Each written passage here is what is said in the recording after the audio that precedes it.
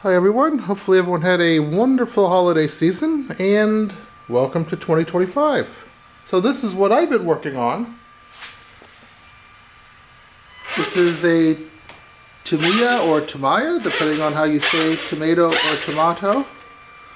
1973 Porsche 911 RSR race car. So let's take a look at it.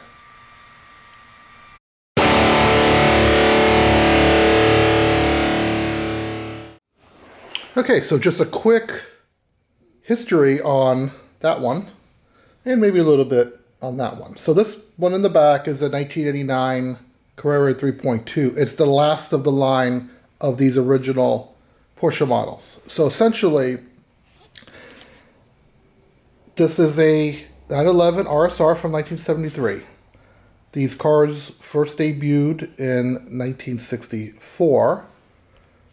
And went into production in 1965 as the Porsche 901. Peugeot had the copyright on the 0 in the middle, so Ferry Porsche, who was the boss, said, make the 0 into a 1, and very shortly into the production run, it became a 911. Porsche had always raced cars that were dedicated race cars. The cars you could buy, like the 356, Speedster, cars like that, were basically street cars that you could race. So you had kind of sports cars that were raced, like, James Dean was one person who raced 356s. And you had like Porsche 908s that were track cars.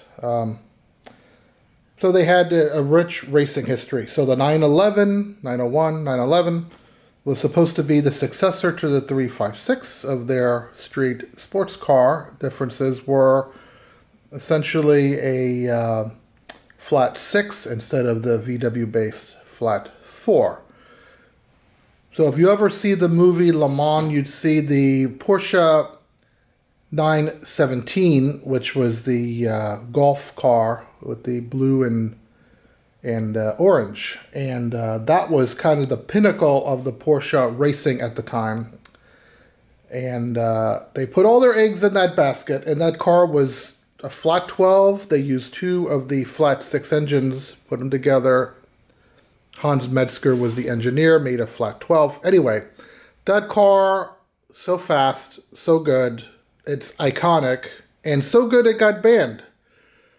So I'm really summarizing this really quickly. But when that car got banned, they're like, well, we want to race, we want to put our development in something that's not going to get banned, possibly production based. Well, what do we have in the inventory? Well, by now, 1972, 1973, well, we do have that 911 that's been out for a while. It's been out since 1965.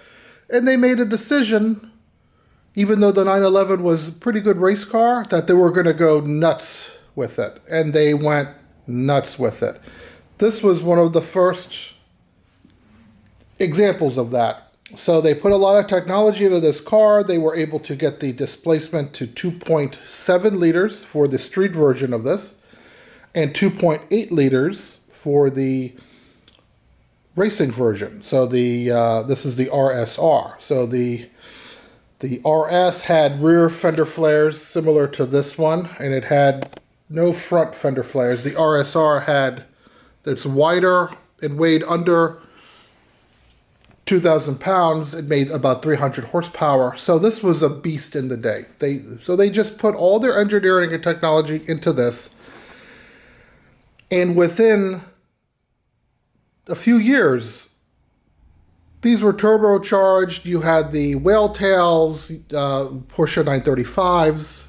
Production-based 930 turbos were just 2 years after this. So this was like the first 911 pure race car, and the first in a mind-boggling succession of race cars from 1973 to 1977, and all based on a production car. Where this one comes into play, this is the last in the line. This is the 1989 Carrera. These share the same monocoque shell.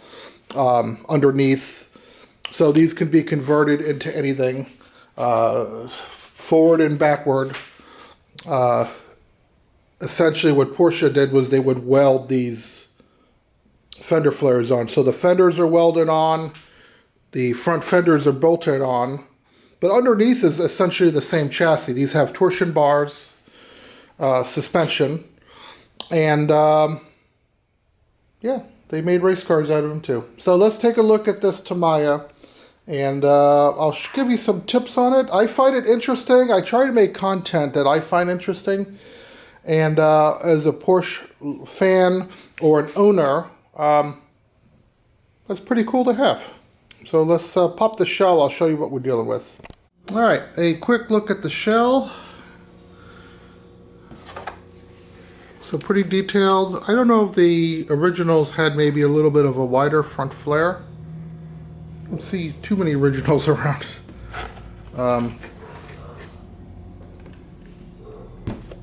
I used the Tamiya paint on this. A little bit bright. This is the actual color. This is the Grand Prix white, which Porsche used on these. I believe these were in Grand Prix white as well. So you can see they tried to get the Fuchs wheels pretty close. You know, the detail is good. It had the aluminum surrounds. Later on, they they went black. Yeah, the wide rear flares. And just for people not familiar, before 1974, Porsches had basically little bumperettes and tiny little bumpers in the back.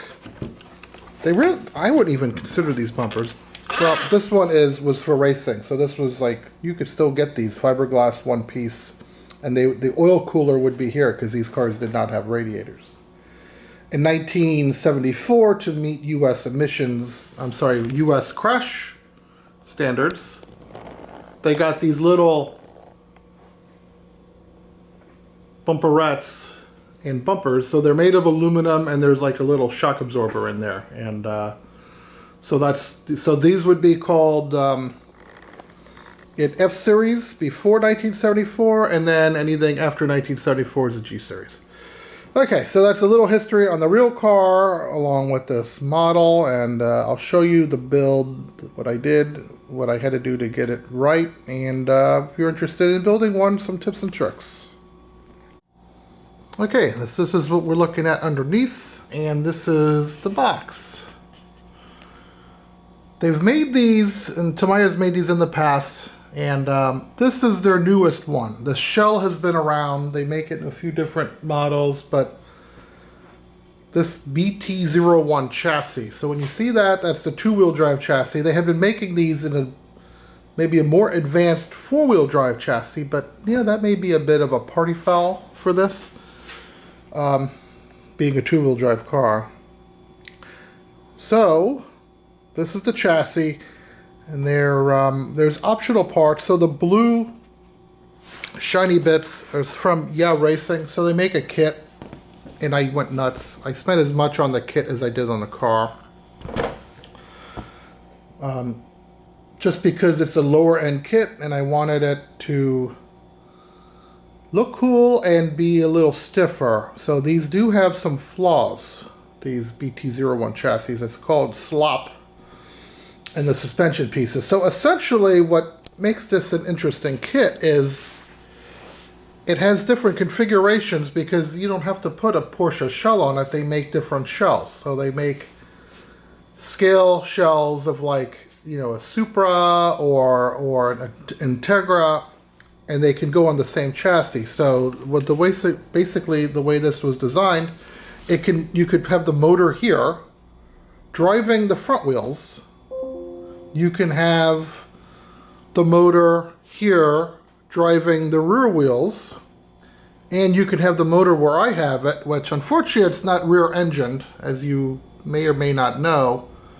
The 911's engine would be on these cars. It would be back here, but this is a mid rear engine. That's the closest you could get, and it basically turns this little drive shaft to a gearbox that is right here. So at least it's two-wheel drive, and it does have a rear bias, so that's cool. Anyway, the reason why this chassis gets a bad rap is to do the front motor front wheel drive. Essentially, you would just be turning the car this way and going backwards. Okay, which means these rear wheels would need to steer. So if you see the steering linkages here, the rear has basically the same setup with these balls, and they have them on the bottom because usually there's like a solid mount, a pin here, so that these don't spin. So anyway, if you're building one of these, they make shim kits. You gotta shim the hell out of the back. So I have shims in here. I have shims everywhere here. So people say, well, they have rear slop. You'll see videos where there's a lot of rear slop. In the suspension here, I got rid of it.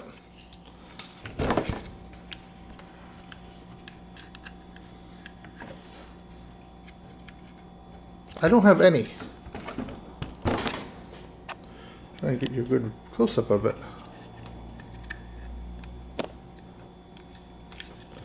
There's a little bit there, but yeah, I shimmed the axle carrier. I shimmed the axle carrier.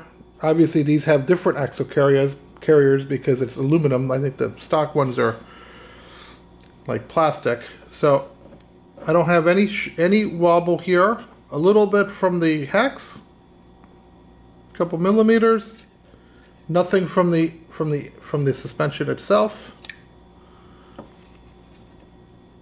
And the wheels don't want to turn. So anyway, it's tracking straight.